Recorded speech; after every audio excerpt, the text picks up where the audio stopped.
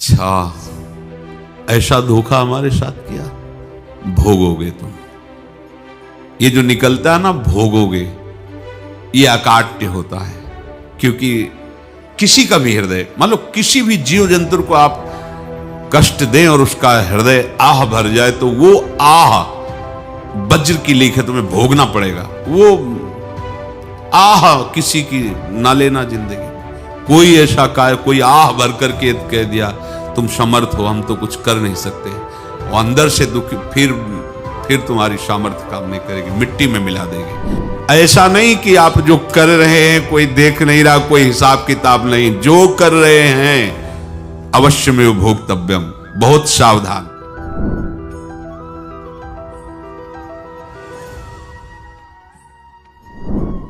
जीव स्वयं नित्य निरंतर कर्मों के जाल को रच रहा है और अपने आप को बांध रहा है।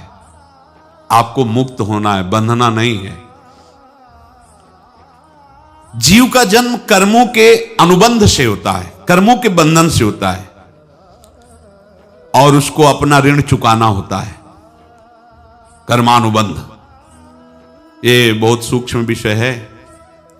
जैसे आप जिस परिवार में जन्म लिए हैं, तो उस परिवार के लोगों से आपका ऋण है, इसलिए उसी परिवार में आप आए हैं।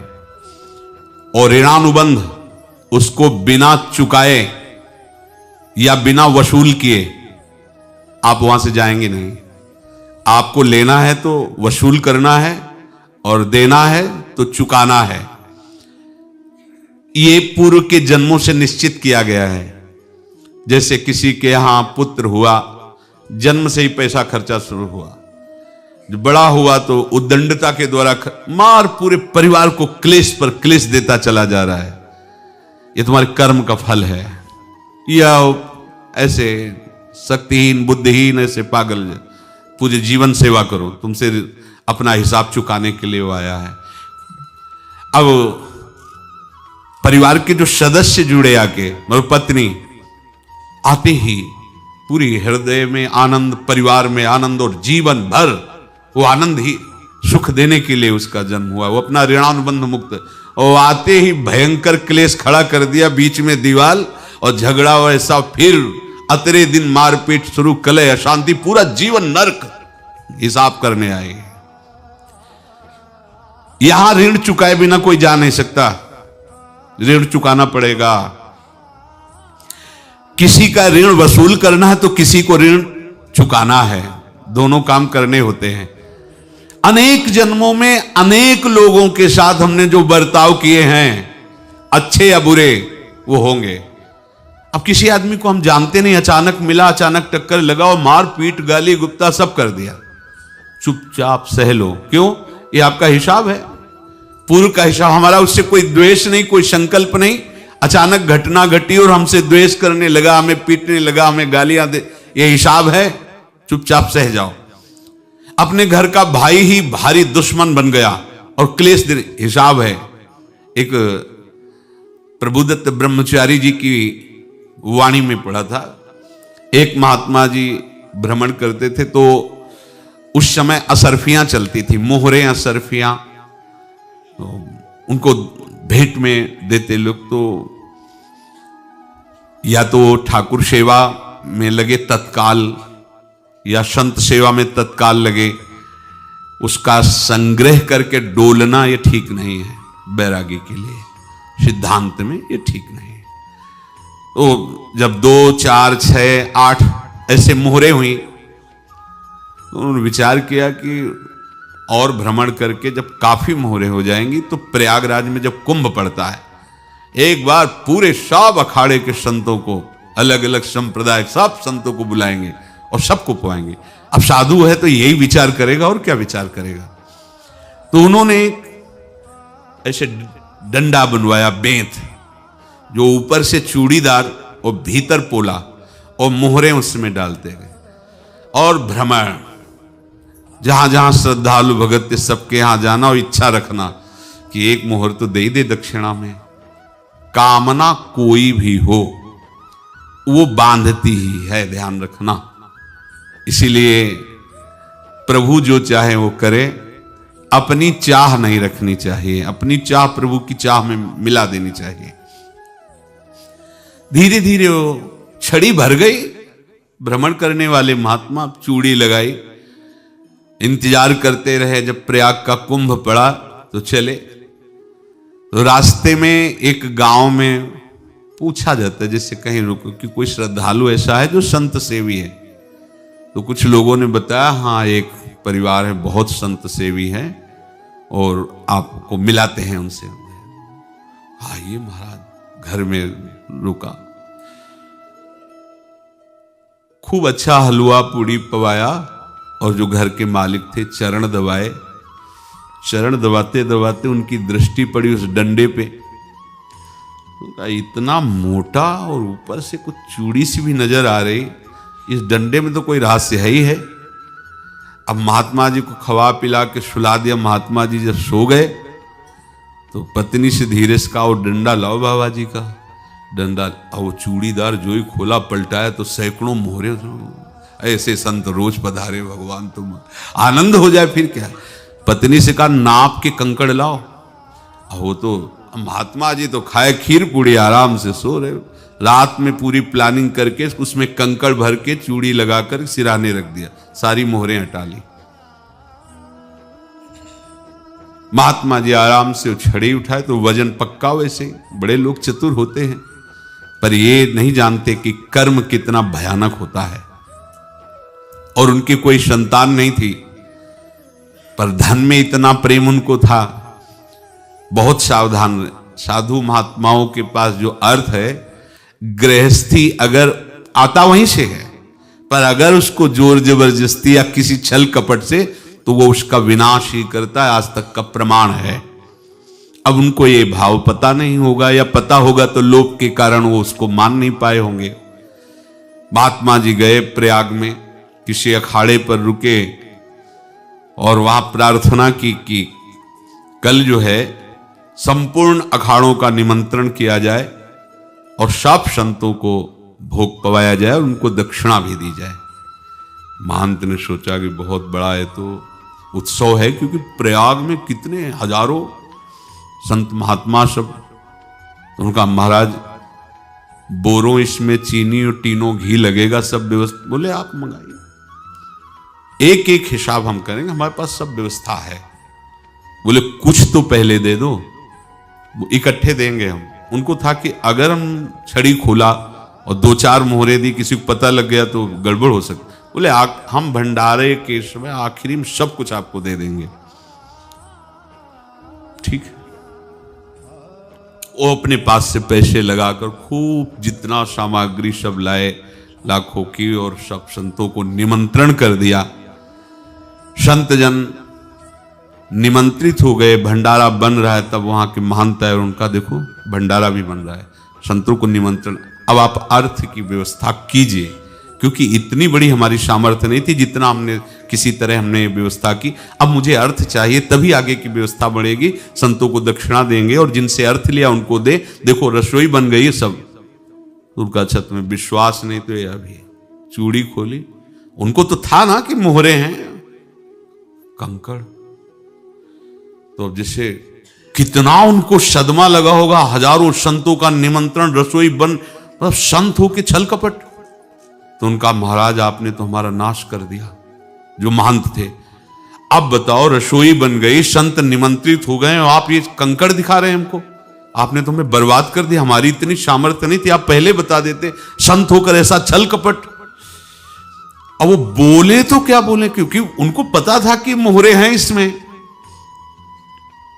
अंदर से उनका चिंतन गया उसी सेठ के पास, अच्छा ऐसा धोखा हमारे साथ किया, भोगोगे तुम। ये जो निकलता है ना भोगोगे, ये अकाट्य होता है। क्योंकि किसी का भी हृदय, मान लो किसी भी जीव जंतु को आप कष्ट दें और उसका हृदय आह भर जाए, तो वो आह वज्र की लेख है, तुम्हें भोगना पड़ेगा। वो देखो भीष्म जी को भोगना पड़ रहा है ना। सांप को ऐसे धनुष की नोक से उठाया और बंबूल के कांटों के ऊपर फेंक दिया, कई दिन तक शेदा हुआ, वो आह भर करके मरा। तो आपको 6 महीने बाणों की सैया पर आह किसी की ना लेना जिंदगी में। कोई ऐसा कोई आह भर करके कह दिया तुम समर्थ हो, हम तो कुछ कर नहीं सकते, और अंदर से दुखी, फिर तुम्हारी सामर्थ्य काम नहीं करेगी, मिट्टी में मिला देगी। फिर ये तो संत थे और भगवत आराधना के लिए, संत आराधना के लिए ही ऐसा किए हुए थे। अब इनका कैसे मुंह दिखाएं? अब क्या करें? सुबह संत जन आएंगे, सबके बीच में हमारी कि देखो इन्होंने, अब क्या करें? गए और संगम में जाके छलांग लगाई, अपने प्राण त्याग दिए। अब उनके तो पास मोहरे थी और व्यापार बढ़ा, और 9-10 महीने बाद ही लड़का हुआ। अब तो उनको कि संत फलीभूत हो गया। देखो व्यापार चल रहा, लड़का नहीं होता था, लड़का भी हो गया, बड़ा आनंद छा रहा है। जब से वो प्रकट हुए और धन की वृद्धि शुरू हो गई, पढ़ाई लिखाई में उनके खर्चा हुआ सब, बस बीमारी शुरू हो गई उनके शरीर में। अब उसमें पैसा जाना शुरू हुआ।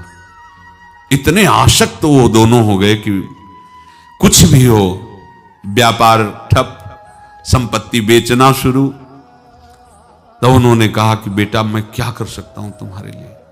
बोले हमारी अंतिम इच्छा है प्रयाग चलो, और जितने प्रयाग में संत महात्मा सबको एक बार भंडारा करवाओ, हमारी इच्छा अंतिम है, क्योंकि अंतिम यही इच्छा थी। तो बोले अब ज्यादा संपत्ति तो नहीं रह गई, तो बोले घर बेच दो, मेरे लिए ही तो है, बेच दो। मुझे लगता मैं बचूंगा नहीं, पर मेरी अंतिम इच्छा पूर्ण कर दो। घर बेच दिया, जेवर बेच दी। वहां गए, जब संत सेवा की तो बोले मुझे संगम तक ले चलो। संगम तक ले गए और बोले समझे तुम चुराए थे और हमने उसको छीना है, कुछ नहीं रह गया तेरे पास कुछ, अब केवल ममता और आसक्ति में जलकर मर और नरक प्राप्त कर। मैं वही महात्मा हूं जिसकी तूने मोहरे ली थी, शरीर छोड़ दिया। महात्मा को जन्म लेना पड़ा और इनको दुर्गति भोगनी पड़ी। ऋणानुबंध होश में, ऐसा नहीं कि आप जो कर रहे हैं कोई देख नहीं रहा, कोई हिसाब किताब नहीं, जो कर रहे हैं अवश्य में भोक्तव्यम, बहुत सावधान। अनेक जन्मों में अनेक लोगों से जो कुछ लिया दिया है, इस लेने देने को मिटा देने के बाद ही तुम मुक्त हो गए। इसीलिए एक उपाय है, लेना न देना मगन रहना। क्या? मालिक को समर्पित हो जाओ, मालिक को अपना माना हुआ समर्पित कर दो, खत्म। अहम त्वाम स्वरूपापेभ्यो मोक्षयिष्यामि, सब खत्म। आगे पीछे लेना देना सब खत्म। एकादश स्कंद में भगवान श्री कृष्णचंद्र जी ने कहा जो मेरे चरणों का आश्रय लेकर भक्त मेरा भक्ति करता है, उसके पितृ ऋण, मातृ ऋण, देव ऋण, ऋषि ऋण, सब ऋणों से मैं मुक्त कर देता हूं। बस यही एक उपाय है जो इसके बंद करने का उपाय भक्तों के लिए है, वो यही है, भगवान की शरण में होकर अपना माना हुआ पूरा भगवान के अर्पित कर दो। अर्पित करने का तात्पर्य उसमें अहम हटा दो। तो दियम वस्तु गोविंदम तुभ्यमेव समर्पये। जिनसे तुमने सेवा करवाई है उनकी सेवा करनी पड़ेगी, जिनसे तुमने जो कुछ लिया है उनको देना पड़ेगा। ये लेने देने का व्यापार जब तक समाप्त नहीं होगा तब तक तुम्हारा जन्म मरण चलता रहेगा। अब आपको यहां समझना है, यदि आपसे किसी ने पैसे लिए और बेईमानी करके नहीं दे रहा है तो आप उसको गाली मत दीजिए, आपने बेईमानी की थी इसलिए आपकी बेईमानी हुई है, ले गया, कोई बात नहीं है, बंधन से मुक्त हुए, जो बोझा था चला गया। उसको ऐसा ना देखे कि ये बेईमान हमारे रुपए मार लिए, अब जो कुछ होगा देखेंगे। अगर आप आगे नया कुछ करते हैं तो फिर आगे का हिसाब आपको भोगना पड़ेगा, ध्यान रखना। ऐसा नहीं है कि आपको भोगना नहीं पड़ेगा। एक ही उपाय है कि अब जो शरीर धारण किए इसी में जो भोग ले, आगे ना होना चाहिए। तो क्या करे? सर्वतो भावेन भगवान की शरण ले ले। ये तो सर्वाणि कर्माणि मयि सन्न्यस्य मत्पराहा अनन्येनैव योगेन माम ध्यायन्तु उपासते तेषामहं समुद्धर्ता मृत्यु संसार से। ये बड़ा कठिन है पार होना, कोई छोटी मोटी बात है। एक महात्मा बाल्यावस्था से भजन करते थे, शालिग्राम भगवान पास रखते थे और उन्हीं की आराधना करके बस पाठ नाम जप और भ्रमण करते थे।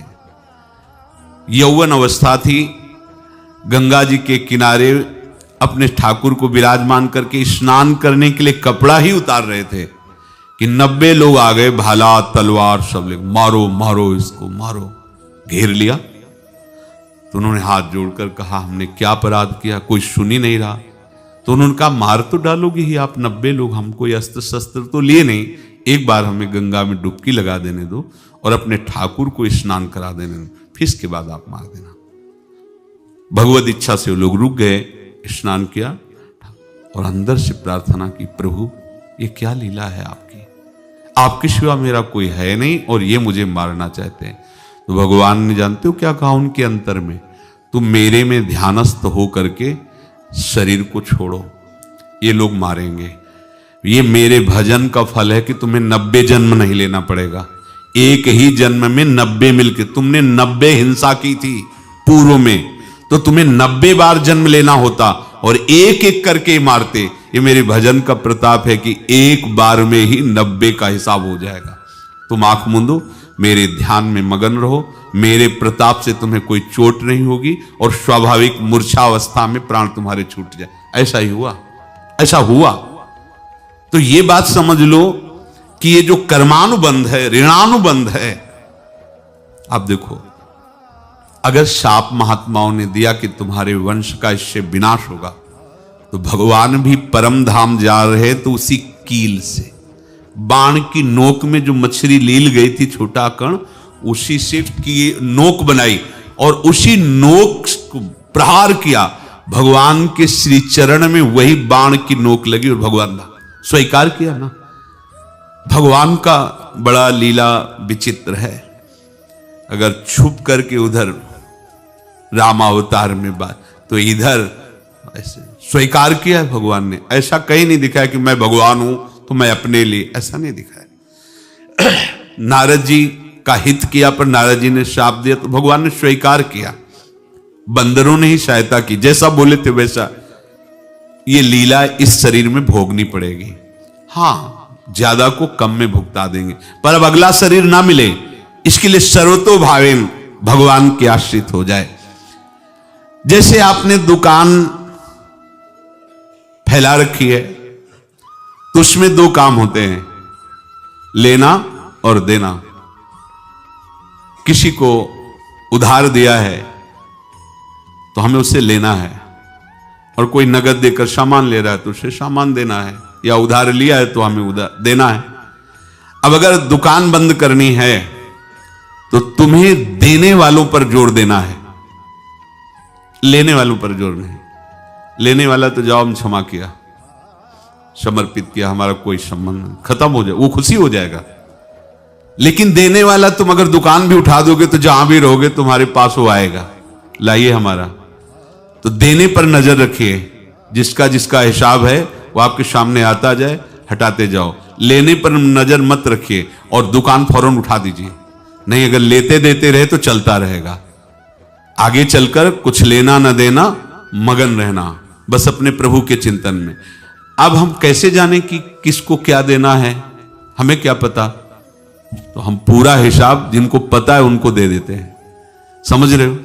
उनको पता है क्या लेना है क्या देना है, तो इनके पास पहुंच गए, सरकारी हिसाब से सब बराबर कर देंगे। हमको अपनी जिम्मेवारी इनकी चरणों में समर्पित कर देना है, तभी हम जीवन मुक्त होंगे। ये रहस्य की बात है।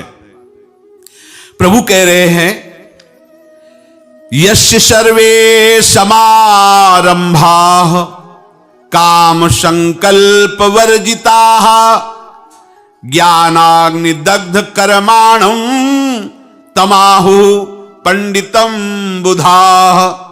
जिसके संपूर्ण कर्मों के आरंभ संकल्प और कामना से रहित हैं, तथा जिसके संपूर्ण कर्म ज्ञान रूपी अग्नि से जल गए हैं, उसको ज्ञानी जन भी पंडित कहते हैं, बुद्धिमान कहते हैं।